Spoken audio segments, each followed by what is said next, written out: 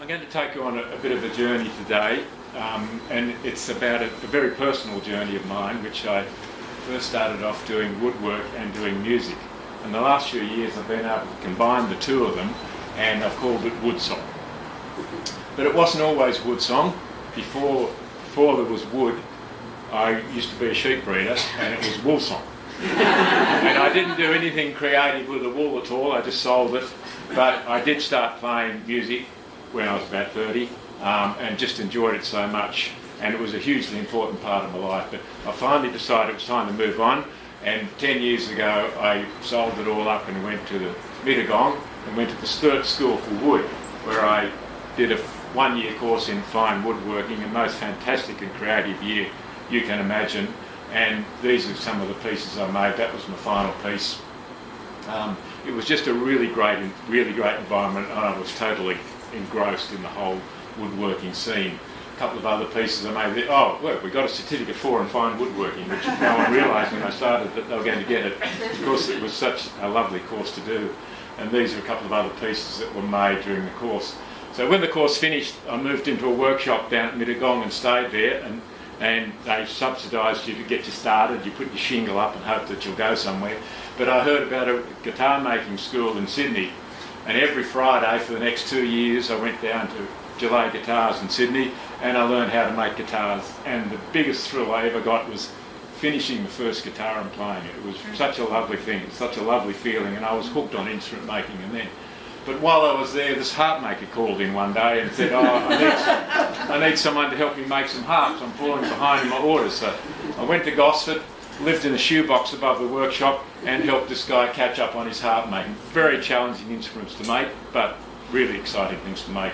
But then he decided to move interstate, so I decided, oh well, I'll go down to Sydney, and I moved into the Splinter Workshop, which is a cooperative workshop in inner Sydney with other woodworkers, other full-time woodworkers. You rent a space and you put your shingle up and you hope to God someone comes along and gives you a job. And fortunately I was well supported by family and friends of friends, and these are some of the pieces I made. That one's for Sydney University for a display, and these are a couple of other pieces, a coffee table and a camphor wood chest.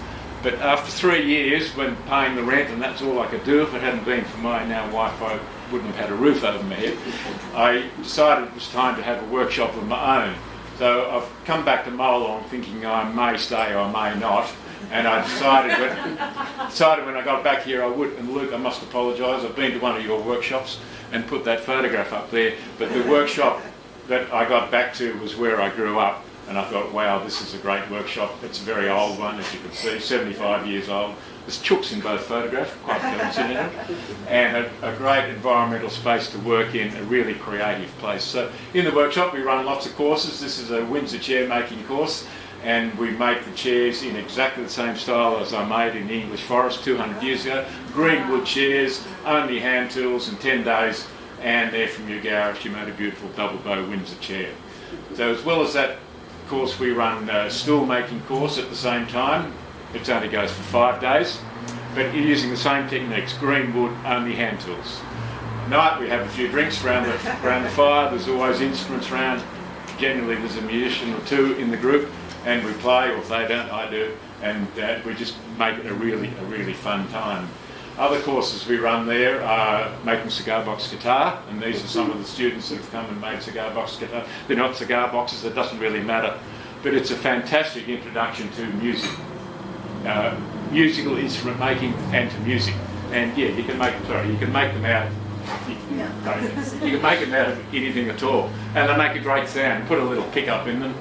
Making and learn to play the Irish Bourne, another course I run there. And it again has been very popular. People make a Bourne over 3 days, and they learn to play it if they don't already play it, and go away with a nice Bourne. November Shorn Bush Band, thanks guys for coming along tonight. 1981, you may have heard of us. Paul here and I, original members, we're still going. They're just posters from that was a recent one at Stuart Town at Easter time, and that was the band at Goolagong the other day. And the first one, 1981, that was our second gig. Something else I do with Anne Gulak from the band. We do music for children, and we take all those instruments, plus a couple of others that aren't in the photograph along, and we're trying to introduce children to acoustic music and get away from the digital stuff. So we let the kids have a bit of a hands-on experience. We talk about the notes, the sounds they make, how they're made, how they work. Musical instrument making is my real passion. These are some of the instruments I've made in the time since I've started to learn. That's an Appalachian dulcimer on the left and the ukulele on the right, made out of Osage orange. And they're Windsor chairs, they're made in the traditional style that I just happen to sit the instruments on. Yeah, this is just shots from the workshop. If you've got a woodworker in the family, you know what to give them for Christmas. You can't have enough clamps. when you start instrument making, you need even more than you think.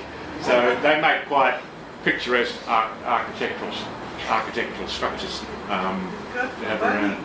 Something else that I do from the workshop is teach the didgeridoo. I don't make the didgeridoos, I let the white ants do that, but I do give people a polythene pipe to learn on, which is a great instrument, a great thing to learn on, to learn the breathing techniques, to get the confidence. If you've got a snorer in your family, send them out to a didgeridoo workshop. Some of the exhibitions I've been involved in, that was the Tin Sheds Gallery where I made the cabinet in the Sydney University. That was one in Molan when I first came back, and people said, what have you been doing for 6 years? Exhibition. And the other one was this third exhibition down at Mittagong. I made a small chest of drawers in Sydney Blugong. And I do some restoration work. That's a miner's couch I did up last year. And the wildwood flowers are a bit of a quirk of mine. They're shavings that I take and put them on sticks, and they're frost-free, drought-resistant, no soil, they last forever. Thank you very much.